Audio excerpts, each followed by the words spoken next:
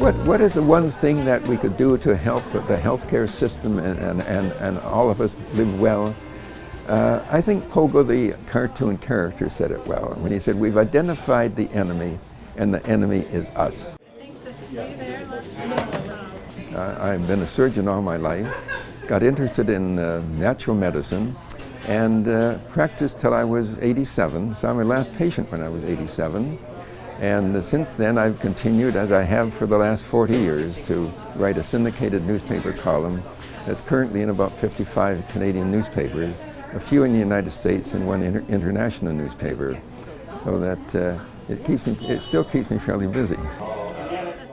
I've been here in Kingston for about 4 days now, and I'm in a tour across Canada, talking about cardiovascular disease and how high doses of vitamin C and lysine can not only prevent but can reverse atherosclerosis. In other words, when we use the term atherosclerosis, we're talking about hardening of the arteries. Now, when I was 74, I was writing a column one Sunday morning, and God was in heaven and everything was fine. I was about to go to Venezuela, or Argentina rather, to see my son married. And I had a heart attack that morning, nearly died. And my doctors told me that if I didn't take cholesterol-lowering drugs, since I'd had a severe heart attack, I would be dead in 2 years. Now, if I had just continued on with just being a surgeon and not a medical journalist, I would be on cholesterol-lowering drugs for the last 17 years. But I knew the complications of cholesterol-lowering drugs, you know, the increased risk of cataracts, increased risk of emotional problems, liver, kidney difficulties, and muscle cramps and so forth. So that I decided, rather than to go along with my cardiologist, and every cardiologist I had interviewed, I would take cholesterol, I would take high doses of vitamin C and lysine, and started swallowing 30 pills a day. And I did that for 15 years, and I did it every day, very religiously. And after 15 years, I just happened to run into the president of Preferred Nutrition, and I told him what I was doing. He said, you know, I think we can make a powder of that.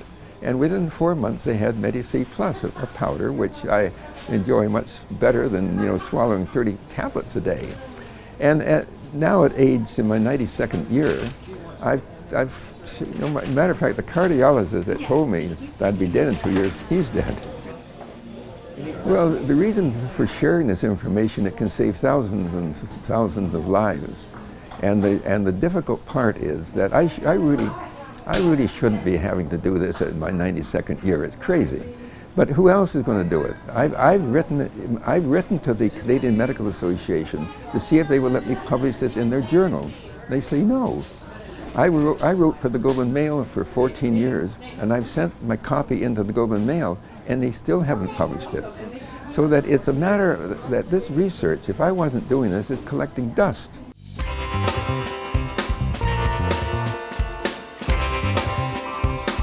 Don't get obese, don't smoke, don't drink excessively, exercise, eat moderately, and watch your weight. I step on the scale every day, even though I'm not overweight, just to make sure I don't get overweight. Because obesity leads to type 2 diabetes, and type 2 diabetes leads to heart attack. So it's a deadly trio.